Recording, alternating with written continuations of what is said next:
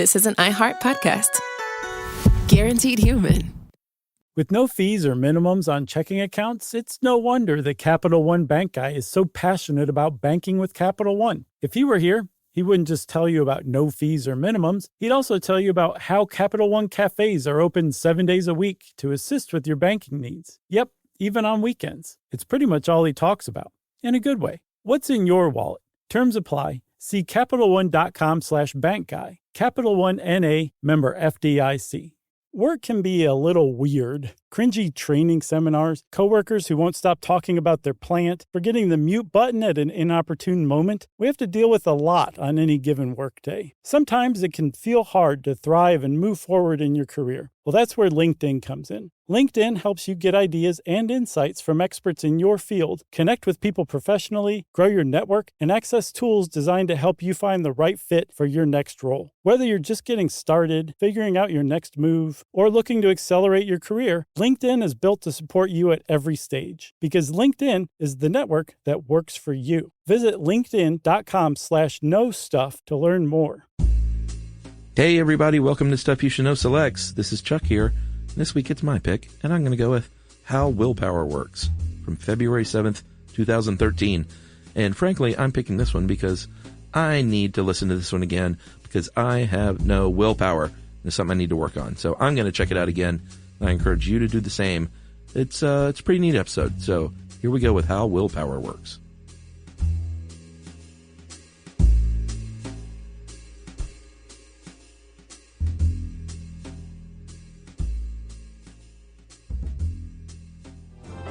Welcome to Stuff You Should Know from HowStuffWorks.com.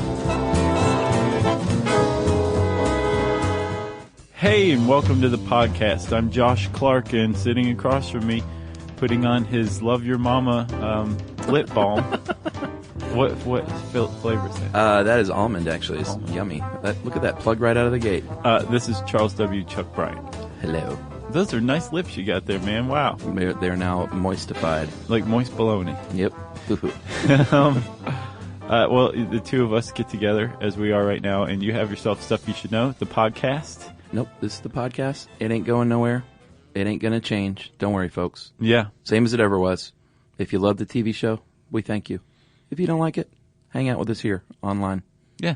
Not to be confused with our online presence, our website, our new website, the home of Chuck and Josh, StuffYouShouldKnow.com. This is pretty cool. I don't mind saying words about this because we got a new website, and it's awesome. It's got video and blogs and photos and all sorts of cool stuff. It's us. It's our house on the web. It's really cool. I mean, StuffYouShouldKnow.com. It's our website. Yeah, mind blowing. 5 years in the making. Yeah.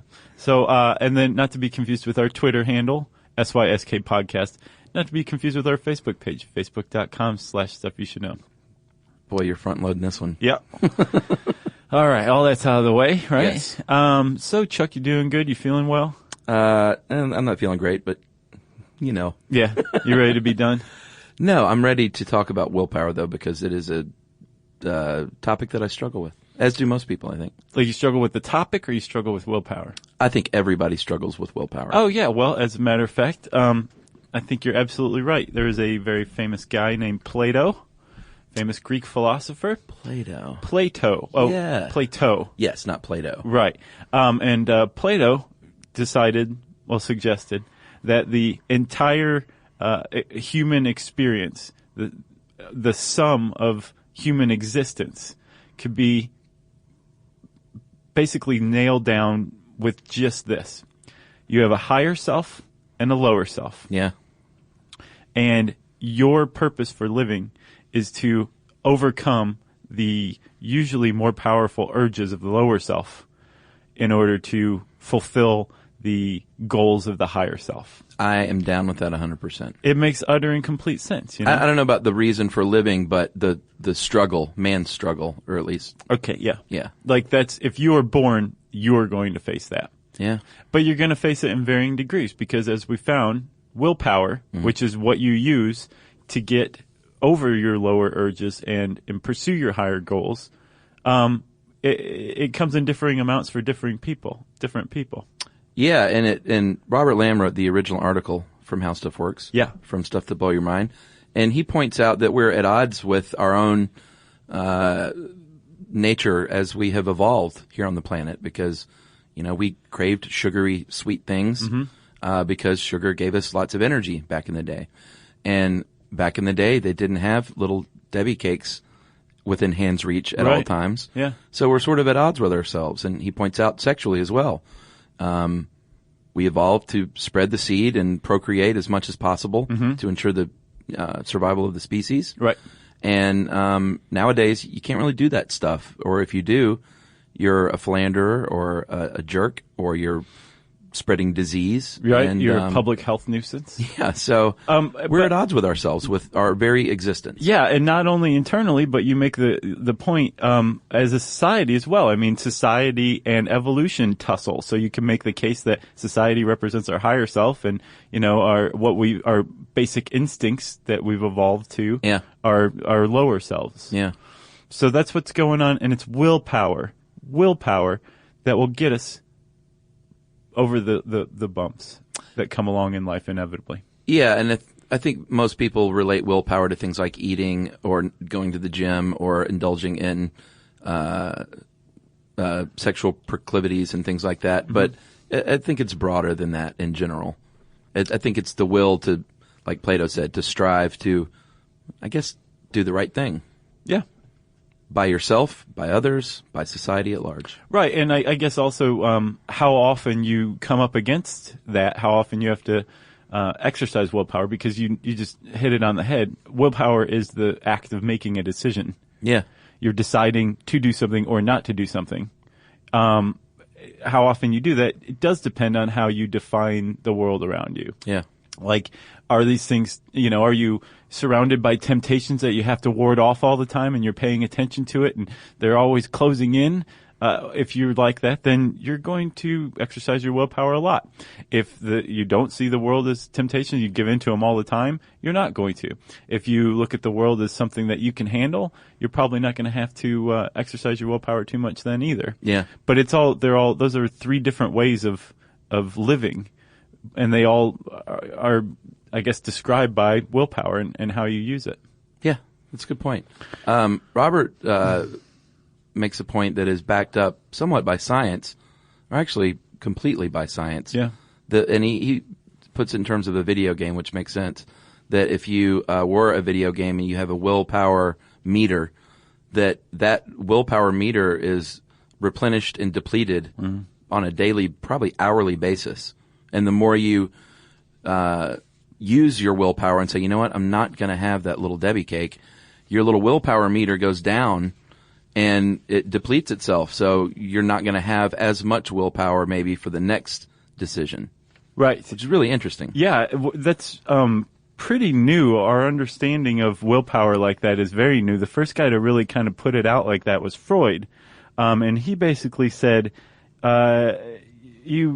we have this thing called willpower. We have an ego. Yeah. That's what the Freudians associate with willpower, is the ego. Sure. And your ego is this finite thing. It has a finite energy reserve. It uses energy. Yeah. And therefore it can be sapped. And then Freud fell out of fashion, and everybody just kind of stopped looking at willpower that way. Yeah. And it wasn't until 1996 when a Florida State University psychologist named Roy Baumeister, the Baumer, he figured out through this test using chocolate and radishes, I believe, that if you are staving off temptation using willpower, you actually do terribly on like another test of willpower. Yeah, they used persistence tests, basically puzzles that you have to just keep at it and keep at it. It's not something you could complete immediately, and offered some people chocolate chip cookies and other chocolate treats of their liking, and offered other people radishes instead, which is not a fair fight. No. I mean, he really stacked the deck. Like maybe a shaved radish in a salad or something. Right. But if all you're looking at is a plate of radish, then yeah, I would take the cookie. So what he found out, though, was the people who ate the radishes had more trouble completing the test, I guess, because I guess the idea is they're using up all their willpower to not eat the cookie, so they don't have time for the test. Yeah. The persistence. And there was also another kind of follow-up study a few years after that by the University of Iowa professor with the greatest name of all of the faculty there, Baba Shiv. Yeah. And Dr. Shiv had basically tested willpower by saying this group's going to remember a 2-digit number, and this group's going to remember a 7-digit number, and then we're going to test their willpower by tempting them with chocolate cake. Right. And Dr. Shiv found that there was the people who were using their working memory, their cognitive capacity to remember the 7-digit number had a harder time resisting. So it basically proves that we use our working memory to resist temptation. And I guess it's something like reminding yourself, at the forefront of your mind, not to do something, until the temptation passes. Who knows? Yeah, maybe I had that cookie yesterday, so man, I can't eat it today. Or we use our working memory to remind ourselves of our long-term goals in the face of a short-term reward. Well, that's one of the big keys, I think. Yeah. And that's something Robert hits on, which is, I want that cookie now, and I know bikini season's coming up. And you've seen me in a bikini, Josh. It's not pretty. I will never get that out of my memory, working memory or otherwise. Yellow polka dot bikini. Please, please. But that's sort of what we're at odds with, is the short term. I think humans as a group tend to enjoy the short term pleasures. And if you truly learn to conquer that in lieu of long-term gain, that's when you're winning, as Charlie Sheen would say. Right, exactly. Although Charlie Sheen's not exactly one who's known to exercise the willpower. No. That was a really odd person to tap for that, but. Well, I think that's the opposite. He thought winning was the short-term gain. Yeah, I guess. Yeah. And that is so dated. Yeah, it really is. People are like, when do you guys record this? But it's been, I think, today might be the very day where you could get away with it. Okay. So it was perfect, all by right, the way. So from all these tests, like when Baumeister put his 1996 study, Ego Depletion, is the active self a limited resource? Yeah. It just basically kicked off the slew of follow-up studies from Dr. Shiv and others. And one of the things that they found was that you can kind of watch people exercise willpower on the old Wonder Machine. Oh, yeah? Yeah. Using MRIs, they put people in and had them think about, I guess, a sweet or a health food. Oh, right. And decide between them. Is it Caltech? Yeah. Yeah. And they found that the ventromedial prefrontal cortex lights up when you're making that decision, when you're considering it, which made sense. I think they kind of expected that. Yeah. But they were also surprised to find that the dorsolateral prefrontal cortex, which is located a little further back, sure, that lit up as well. And they think that has to do with... Well, that lit up for the people who made the good decision only. Thank you. Right. And they think that that's maybe part of the working memory where you're like, no, I can't eat that because this. That's tapping into that higher self goal pursuit. That's the dorsolateral prefrontal cortex. Right. You did a nice job there, by the way. Thanks.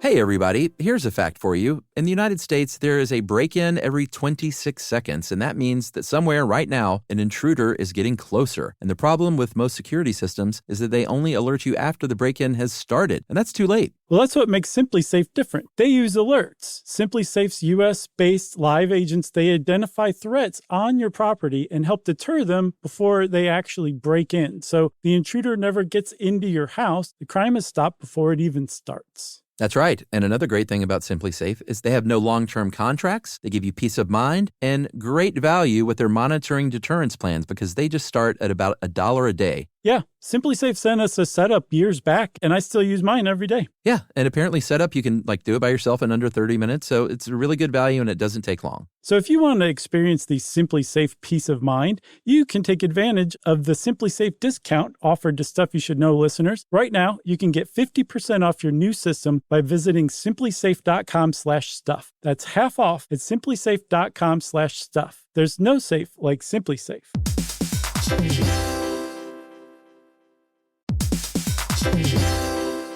You know, it's hard to believe that the first phone call ever happened over 150 years ago. Just think about that, Chuck. Yeah, it was a long time ago. And I'm Gen X, so I grew up talking on the phone with my friends in high school and stuff, and it was a really fond memory. And over all these years and all these phone calls, AT&T has been there, connecting people in meaningful ways. And this is more than a story of technological innovation. It's a story of human connection. That's right. Over that 150 years, there's been a lot of connection with people, whether it was me in high school or family connecting with one another long distance or those long distance relationships. And AT&T has been there for it all. Connecting changes everything. AT&T.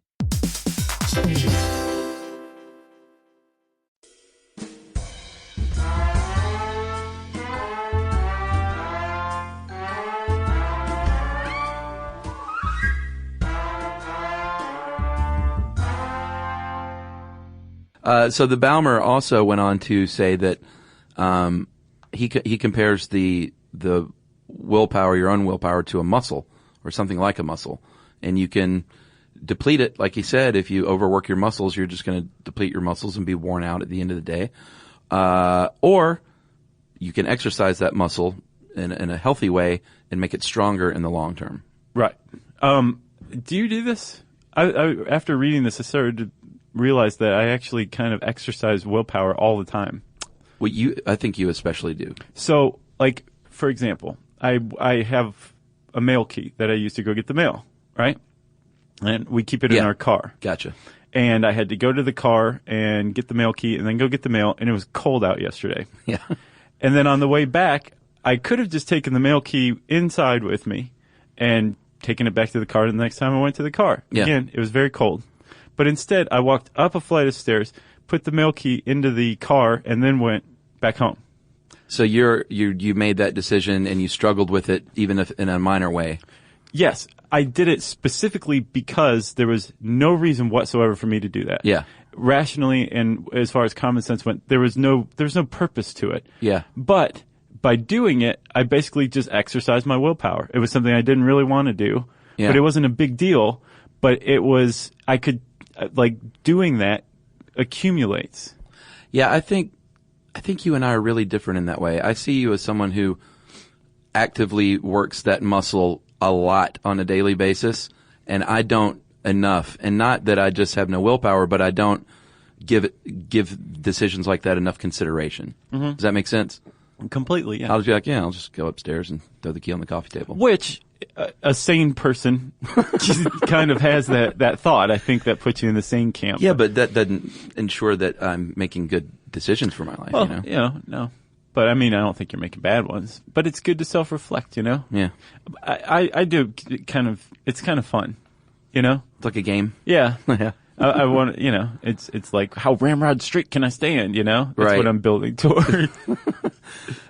So another thing Robert points out from the science side of things is, as far as giving into the short term in favor of the long term, is glucose plays a big part in that. And I think they found that a quick shot of sugar, I don't think a whole lot, can sometimes stave off or build up that willpower reserve in the short term. Yeah, it's like you were talking about how we have like a willpower bar, and every time we resist temptation, it's depleted a little more and more. Uh-huh. They found that a shot of glucose replenishes that willpower bar. So is that in lieu of like, hey, boy, I really want that cupcake, but let me have the juice box instead? That's the irony of it, is giving into that cupcake may help you exercise your willpower with other stuff further on. Interesting. Isn't that weird? Okay. But yeah, I mean, if you had something healthier, that would be the better choice. But the point is like any kind of shot of glucose has been shown to re-up your willpower. Gotcha. And this was very much poo-pooed at first, this idea. Uh-huh.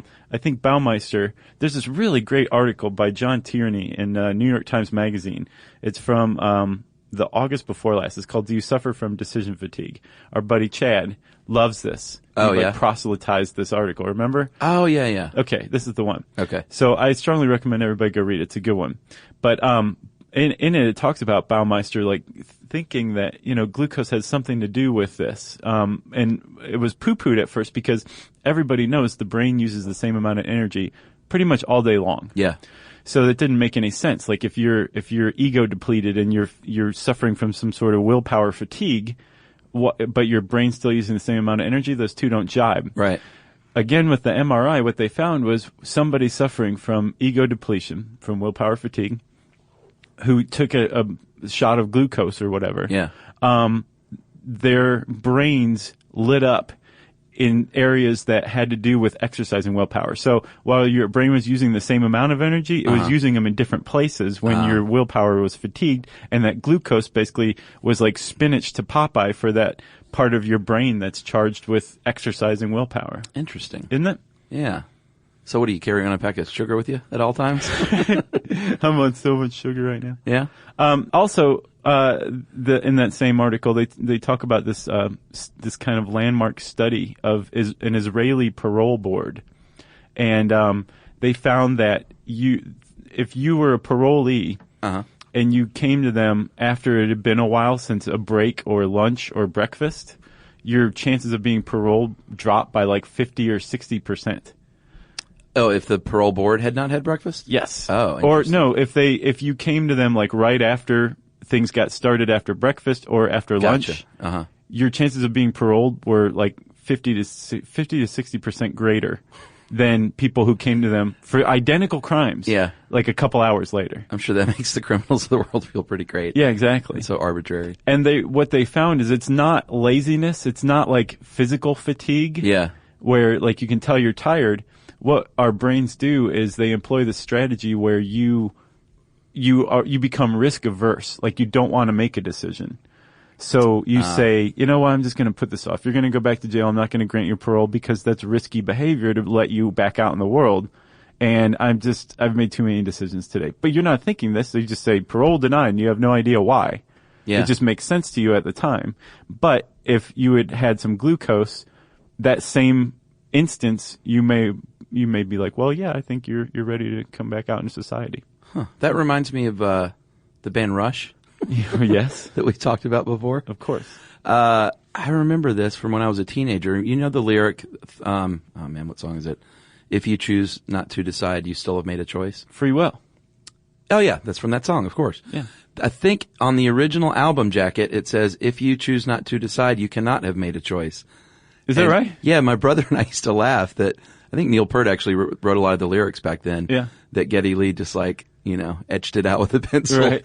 But it's the complete opposite meaning. So it's interesting that at some point Rush, I guess, had maybe a band argument or something. I'm glad Geddy Lee won. Yeah, you have made a choice. No, you cannot have made a choice. Right. Just shut up and play drums. Your voice is weird. I remember hearing that the first time. I was like, oh, man. Oh, yeah, it blew me away. Yeah. Yeah, Free Will. I can't believe I didn't remember the name. Yeah, of it. you're like, I can't think of the name of the song, but it's about free will. Yeah. Was it Red Barchetta? All right. Let's What see, else we got? Chuck. Oh, I didn't really fully get the Stanford psychologist, Walton and Dweck. Mm-hmm. And that is Dweck. It sounds like I'm saying Drek wrong. I didn't fully get that they said that people who have willpower fatigue tend to slack off when they felt their resolve wavering, but then people who felt their resolve was limitless pressed on. I don't get the point there. It seems like a no-brainer. So yeah, I think it is. You may just be looking too deeply into it. It's like what I was talking about earlier at the beginning, where like depending on how you see the world, like do you see the world as like you have willpower, so you can overcome any temptation. Okay. You're going to last longer on tests of willpower than somebody who is like, I'm feeling kind of weak today, Gotcha. and then you're just going to give in. Okay, so it is pretty simple. Yeah. All right, I thought I was a dummy. Not only is it simple, I managed to make it more complex and talk about it at length. They do know that people, generally, there is some genetic component involved. Like if your parents are super self-disciplined, then you are more likely to turn out that way.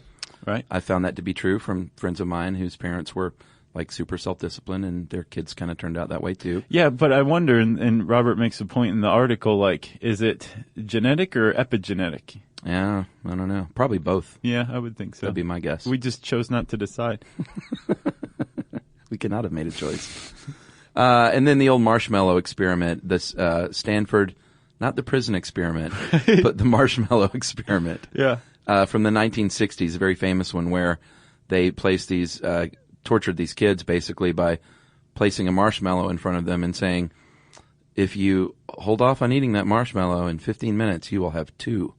And of course, not many of the kids could hold out. Sure. But they found that the ones who did hold out for the second marshmallow went on in life to greater successes, at least if you count SAT scores as a measure of success. 210 points higher than the ones who chowed down on the marshmallow. And the ones who ate the marshmallow later on had struggles with relationships and stress and attention. Yeah. So I wonder if that has anything to do with, like, OCD.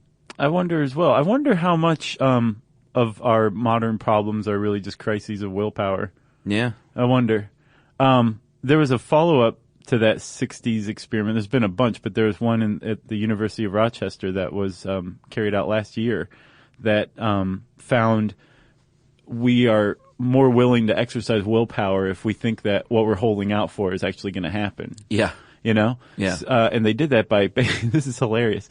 It's funny. Studies with kids they're so cruel and funny. Uh-huh. I mean, not the really truly cruel ones, No, but we're not talking any like, psychological study that has to do with kids almost invariably has some cruel aspect to it. Yeah. And this one was no exception. Basically, they said, here's the control group, here's the experimental group, and the control group, we want to give you some extra art supplies. Let us go get them. And they came back with some extra art supplies. Yeah. The experimental group, they said, hey, we're going to get you some more art supplies. We'll be right back. And they came back. They're like, we don't have any more art supplies. We know you were really excited, but sorry, you're going to have to make do with that old red pen. Yeah. And then they tested them with the marshmallow experiment and found that the ones who had gotten the art supplies, the promise hadn't been broken. Sure. They held out longer than the ones who had been lied to. Yeah, they're like, screw that. You're not bringing me 2 marshmallows. I'm eating this marshmallow right now. Exactly. I'm going to kick you in the shin afterward, too. I'll show you. Yeah. Yeah, that's not cruel on the level. What was that one, the one kid, remember, that we talked about that was tested on, like, kept in a closet? No, they tested fear conditioning and extinction in the kid. It was little Albert. Yeah, little Albert. Where they would put a bunny in his lap and then bang a bar of metal with a hammer and scare the bejesus out of him. That's right. And, then he came to like fear rabbits, like bunnies. There was a search for him, right? And they eventually found him, they thought. I think so. I don't remember. I wrote a blog post that I'll have to republish it or whatever because it's been a while. I don't remember. Yeah. But yeah, they figured out who it was pretty much. So this isn't on that level. No. This is just marshmallows. Yes, it is. There was one other point I wanted to bring up that I thought was pretty interesting and horrible from that John Tierney article, where with decision fatigue, with exercising willpower, it disproportionately affects the poor. And they think that possibly now that poverty exists in a cycle because if you're a poor person, you have to exercise willpower. Yeah. You have to make more decisions than somebody who has more resources, more money. Yeah. Like say you're walking through the grocery store. I want this soap and this food. Yeah. If you're poor, you might have to say, I want both, but I have to just buy one. I don't have enough for both. So how much is it going to be? Yeah. And their willpower, their resources of willpower, of decision making become fatigued a lot faster because they have to exercise it a lot more, and they don't have the resources to get themselves out of poverty, to indulge, or to study or Sure. do more that they already have the deck stacked against them resource wise, but then you throw in this idea of willpower possibly that makes it even more difficult. Yeah. Boy, I never really thought about that. That's interesting. It's pretty interesting stuff. It makes you feel for them even more. Yeah, and it makes me feel bad when I say, do I want the peanut butter ganache cupcake or the chocolate? You know what? Just go ahead and give me both. Right. Exactly. Yeah. Well, you can buy both and then just take one to somebody who's struggling in the grocery store trying to figure out if they're going to buy soap or food. That's a good idea. Yeah.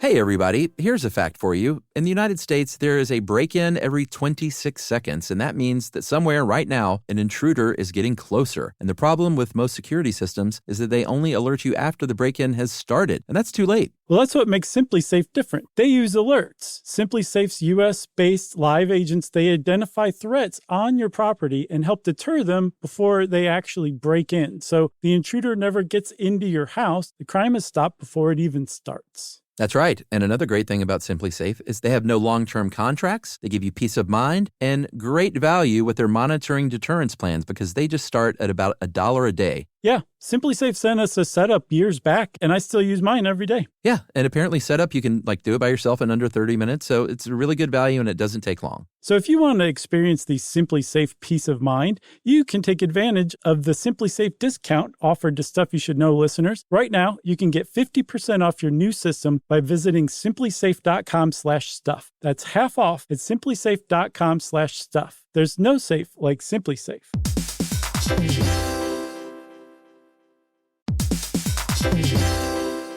You know, it's hard to believe that the first phone call ever happened over 150 years ago. Just think about that, Chuck. Yeah, it was a long time ago. And I'm Gen X, so I grew up talking on the phone with my friends in high school and stuff, and it was a really fond memory. And over all these years and all these phone calls, AT&T has been there, connecting people in meaningful ways. And this is more than a story of technological innovation. It's a story of human connection. That's right. Over that 150 years, there's been a lot of connection with people, whether it was me in high school or family connecting with one another long distance or those long distance relationships. And AT&T has been there for it all. Connecting changes everything. AT&T.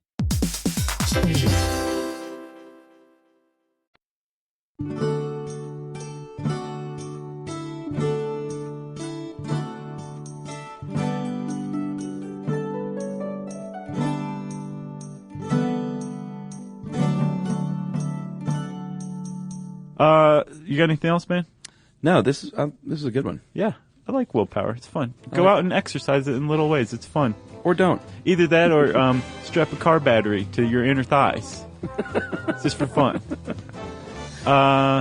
Okay, well, if you want to learn more about Willpower and read this good article by Robert Lamb, you can type in Willpower in the search bar at howstuffworks.com and it will bring it up. And I said search bar, so it's time for listener mail.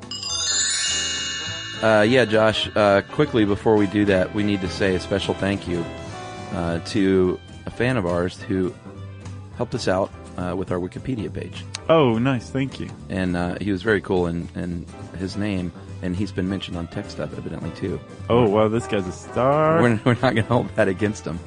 And this is how his name is spelled, Antriksh, Yadav, Yadav. And he says, you pronounce it Untriksh. The T is soft, though, as in math. So Untrith? Yeah, there you go. He phonetically spelled it out. He told me what it sounded like, and I still can't quite do it. So we just want to say thanks a lot for helping us with the Wikipedia page. Nice. And now, a listener mail that I'm going to call SYSK can help you get ladies. This is from Todd in Oklahoma City. Okay. Guys and Jerry, I've come to the conclusion that I may owe you a big thank you. Your podcast has created the impression, whether fiction or reality, that I am somehow a guy who knows about stuff with the ladies. My new girlfriend, in fact, mentions as one of my winning traits that I am often saying interesting things. And this really interested me, so I asked her for some examples of things that I say, and it was notable that every example that she cited was something that I learned listening to your podcast at work. So it is quite possible, sirs, that you and your podcast made my baby fall in love with me. Nice. I'd like to shake your hands. Every single guy should listen to your podcast because it may at least get you a second date. And that is Todd from Oklahoma City, who is banking on our knowledge to woo women, and guess he got a girlfriend out of it. Good going, Todd. Good for you. We're glad we could help, man. We're married dudes, so we live vicariously through these emails. That's not true. Well, no, I think it's great. I'm happy for Todd. Yeah, I don't mean I live vicariously as You're in like, I wish tell me I all was. the details of your No, life. no. I just mean like that's great. I'm glad someone out there is getting a date because of this. Yeah, I love helping people find love connections. Yeah. As a matter of fact, we should do a speed dating episode. I wrote an article on it once, and it's pretty neat. Yeah, my friend PJ, you met PJ. He just texted me yesterday and said, "Hey, this girl, he does a lot of online dating. Mm-hmm. He said part of her profile is that she's like a huge fan of you guys." And I said, "Date her. Yeah, Go out on a date with her." yeah. There you go. You're doing it all over the place, man. That's right. Let's see. If we have affected your life positively, we want to hear about it. Not negatively, just positively.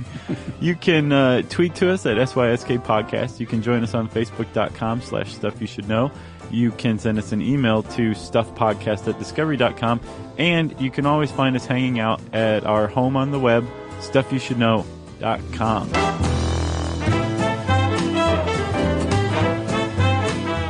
For more on this and thousands of other topics, visit HowStuffWorks.com.